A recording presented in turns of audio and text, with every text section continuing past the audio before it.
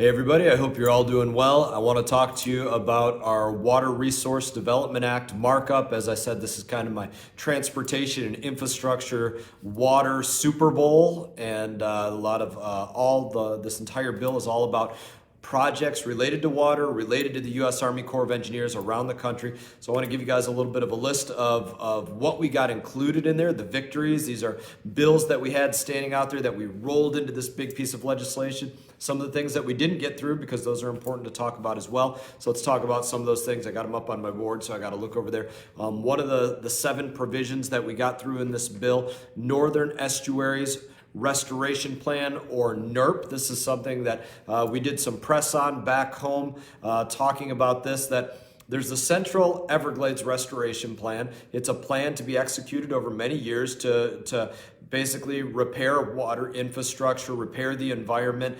and get rid of some of the discharges, but it's not a plan to get rid of all of the discharges out of the estuaries. So we said we actually need a plan, right? To give the Corps a mandate to get a plan to end all discharges, and we were able to get that piece into this legislation. So Northern Estuaries Restoration Plan, or NERP, is officially rolled into the Water Resource Development Act on the House side right now, right? There's still some more work to do. It's not law yet, but first hurdle, we're over that. We got it basically rolled into the House version. Next piece of the 7 provisions that we got through, $100 million for estuary infrastructure in the 3 counties that I represent, Palm Beach, Martin, St. Lucie County. So when we say estuary infrastructure, it means infrastructure to basically clean up the waterways, septic to sewer conversions, things like that, things that would actually improve the water quality in and around our local community. That's a big appropriation to be able to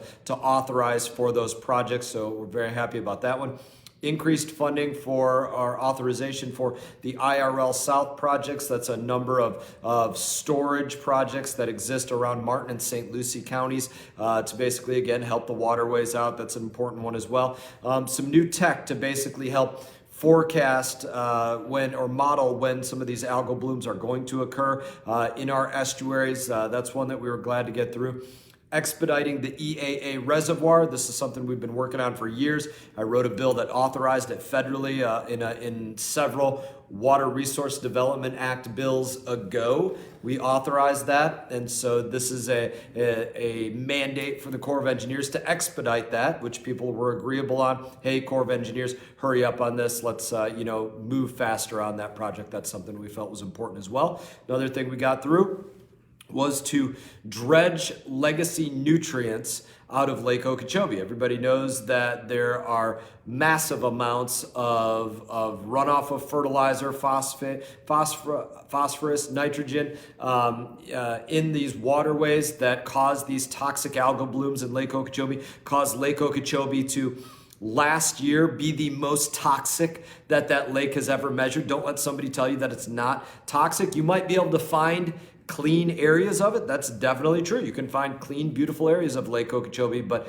don't think that you can't find toxic, disgusting areas of that waterway, that lake as well. And so that's to dredge legacy nutrients from Lake Okeechobee, and that was authorized as well. Final thing that we got into that, very important, it was a letter to be put in the files of military personnel that work for the U.S. Army Corps of Engineers. So when these Corps of Engineers personnel, uniformed military soldiers, Army soldiers, work out at Port Myakka Lock and Dam, and if, for example, like last spring, they were out there, some of them working for 5 to 10 hours a day, literally on top of toxic algal blooms, breathing it in, headaches, clothes reeking of it, coming out of their skin, very, hazardous. It's hazardous. It's the definition of hazardous and hazmat. So what we want is a letter to be put in the file of them so that when they retire from the military, God forbid they have Alzheimer's because of this, or liver failure, or something else, this is noted in their file exactly what they were exposed to, when they were exposed to it, how long they were exposed to this sort of thing. That's important so that if they're trying to go through a medical evaluation board in the years to come, like everybody does when they're exiting the military, it's noted what their exposure was. Anybody that's familiar with the fight for recognition of Agent Orange is very well aware of this as an issue, that if you don't have some of these things in your file, in your medical file, in your dossier from your time in the military, it can be very difficult for that to be recognized as something that's associated with your time in the military. So that's where this particular letter in the file provision becomes very important. Let me talk about a couple of things that unfortunately didn't get in there. That is to say, a lot of people voted against this. It's almost amazing to me that people voted against these things. One of the items was to not spray glyphosate, Roundup, in drinking water, right? So we know that Lake Okeechobee is a primary drinking water supply for Okeechobee. It's a backup drinking water supply for the city of West Palm Beach, as two examples of areas that derive their water from Lake Okeechobee. So when you talk about glyphosate or Roundup, we're talking about the largest lawsuit in the history of our country. Something like $11 billion was settled for the fact that this was causing cancer, lymphoma, and this is being sprayed in the drinking water supply to manage invasive species. I don't care if it's used to manage invasive species or anywhere else. They're spraying poison into the drinking water supply. Many saw videos of this being sprayed on the manatee and other wildlife out there in the waterways. This is something that was seen. So this is something that needs to be fixed. I'm amazed that this was voted against. One other item as well that was voted against, it was I had a provision to notify the public of the health threats for algal blooms that the Corps of Engineers releases, right? Corps of Engineers pulls the lever, releases algal blooms. It would seem very common sense that government would say, hey, let's warn the people that are downstream of where they're sending this toxic water. But unfortunately, many people don't feel the same way. So they voted against it, and that did not move through that particular piece of legislation. But we will continue the fight. There are other things that didn't get through. There's a lot of amendments that I didn't end up offering, but those are some of them that went through and some of them that didn't go through. As always, honored to represent you.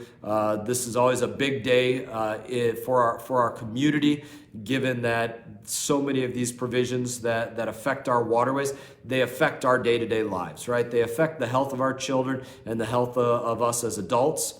They affect where we go boating and where we go fishing. They affect the sea life. They affect our beaches. It affects businesses and restaurants on the waterways. And this piece of legislation, hands down, is the biggest piece of legislation that I work on every 2 years that affects all of those things, because it affects the waterway in our community. So great to be in that fight. Again, as always, it's an honor. I wish you all the best. Look forward to talking to you all again soon. You all take care.